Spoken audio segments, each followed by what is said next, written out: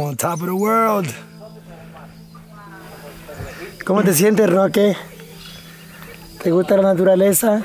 So this is another spot, another liberated territory from the compas from Hip Hop Revolucion, who are out here. We're out here from some of the members of Área 23, one of the illest rap groups from Venezuela, who not only rap but put their music into action, and they have farms that you can see over there. They got the sprinkler system going, gardening, and just living off the grid. If we're talking about fighting capitalism, then we can't keep going to battle with capitalism. There's an alternative, a route that's away from that. And I think that's what these people are living, and these comrades are our inspiration. So, I mean, you just look at this. This is their everyday life.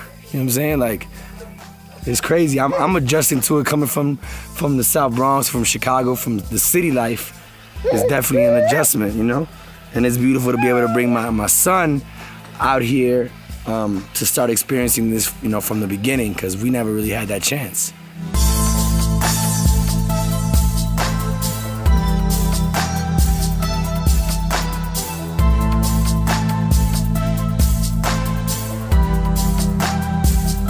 This is my boy Jamil.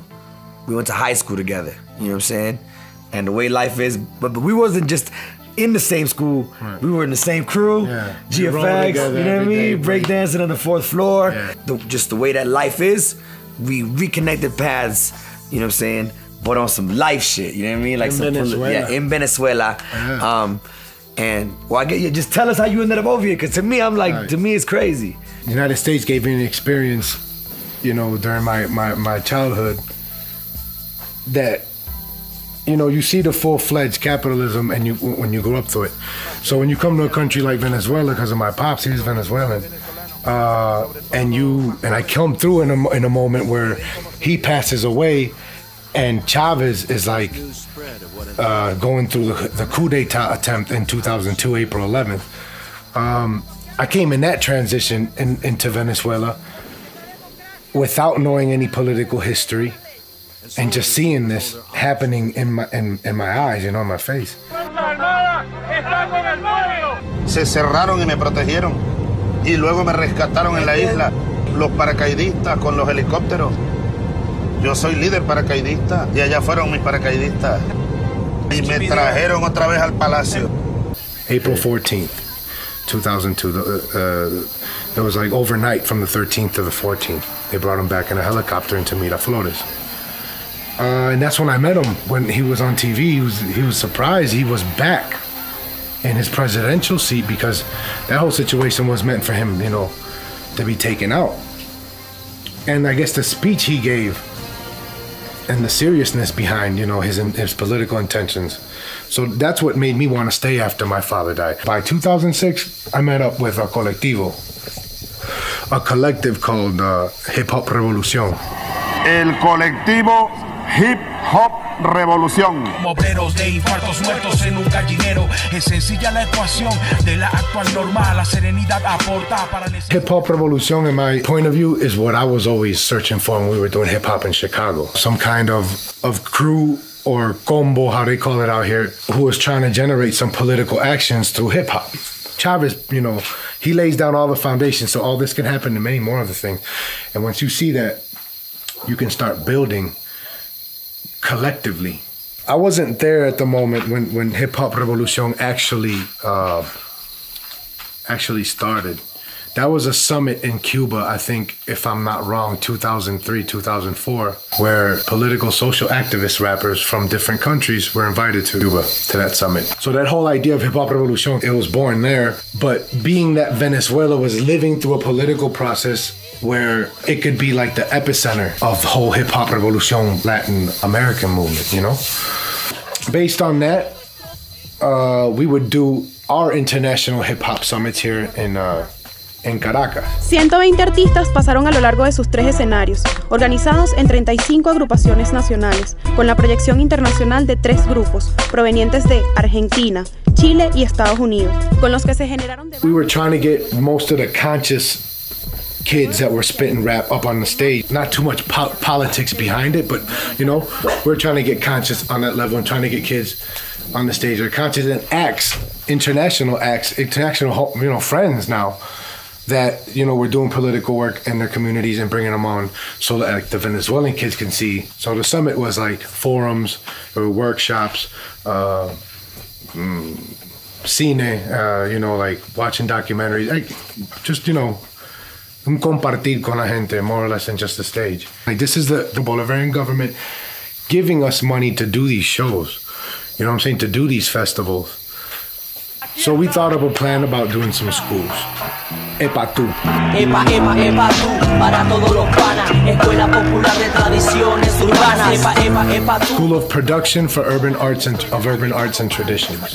It was rap, b-boying, graffiti, musical production, and political formation. Like those are the 5 classes we would give. About anywhere between 10 to 20 kids per class. Talking about a bunch of kids, man. 2,000, 3,000 kids. They were so impressed by the little money that they gave us, the amount of kids and the amount of noise this made. They wanted to institutionalize the project, and we weren't having it. And they offered big money though, like lots of money, like 300 schools. Now that goes hand in hand with the discussion we were beginning to unravel with the philosophical gathering of the poor. Niggas wanna act like poverty is shameful. Tiptoe around the topic, ballerina graceful. I'm a broke nigga, quote, no need to be hateful. I got nothing to need less, for this I'm so grateful. And needless to say, y'all, I'm never feeling playful. There's a low percentage of people who got they plate full. We are the original class, broke and hungry. We are the po class, the police go hunting. Guilty face from birth, told us we were the worst. Motherfuckers had me stealing change out my mama's purse. Curse arm mentality, consumption the condition. Creating a consumer off of Hollywood and fiction. Seduction the addiction, live in a contradiction. Only a fraction understand that we are under extinction. They never allowed us to think for ourselves. They only made us think that we needed their help. So I guess that you can say is something that we talk about in the philosophical gathering of the poor. Because the whole fact that we need to change society doesn't just, you can't do that with a magic wand. You have to discuss that. And to discuss that, you have to understand that you need to rethink everything that you already know, because everything that you already know, you know because you live in a capitalistic world with a capitalistic culture that,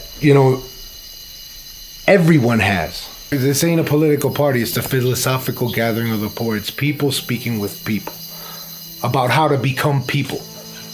Again, because that's what they stole from us. They stole that culture from us.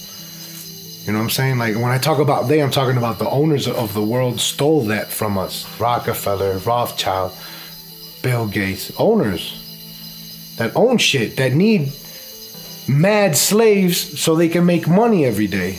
They need us. So we're slaves with computers now instead of slaves with chains in a cotton farm. We're slaves with computers. All right, that's their game. But how do we build something parallel to that? Because you can't go hand-to-hand combat with capitalism. You'll lose. But what we're trying to do with the philosophical gathering of the poor, not just speaking, we're trying to get books. We have books. We have like 5 books. That are collectively written. The city is a fundamental part of the existence of capitalism because it's like a big hen house, big chicken coop with a bunch of chickens just getting fat. You know what I'm saying? And like living everyone on top of another and shitting on each other and, you know what I'm saying? Like uncomfortable. You change your habitat and your habits will automatically adapt to what, where you're living in. So that's why we decide to come to the mountain, or other brothers like Territorio Caribe are down by a river a little bit more, the foot of the mountain. They have a project there in the foot of the mountain. We have it a little bit higher. We have some other homies that are out in the flatlands and what they call El Llano,